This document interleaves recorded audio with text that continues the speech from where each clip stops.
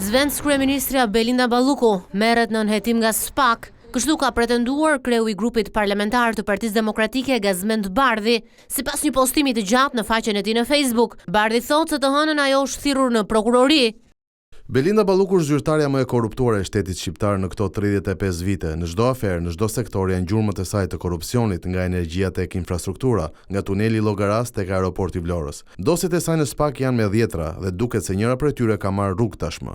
Kjo është arsyeja pse prej shumë kohësh tashmë burime të mirë informuara bëjnë me dije se prokurori i posaçëm zoti Dritan Premçi është nën presion nga brenda SPAK, nga nivelet më të larta të pushtetit, nga segmente të caktuara mediatike apo nga eksponent të krimit të organizuar. Gazmend Bardhi nga ana tjetër pyet prokurorin Dritan Premçi, për të cilin pretendon se ka nxjerrë fletthirrjen, nëse Belinda Balluku do të dëshmojë si e pandehur apo jo. Nga ana tjetër ai bën thirrje ndërkombëtarëve, të cilët kanë interes në mbrojtjen e integritetit të SPAK, të monitorojnë nga afër çështjen në mënyrë që ky institucion të mos i nënshtrohet presionit politik apo kriminal.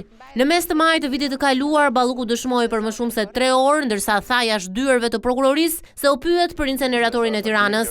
Në pranga ka përfunduar edhe vartësi i saj Evis Berberi, drejtori i ARSH-s për korrupsion pasiv, ndërsa është vënë në nënhetim edhe drejtuesi aktual, Gentian Gjyli. SPAK i pyetur zyrtarisht nga Vision Plus thotë se nuk ka asgjë për të ndarë me median.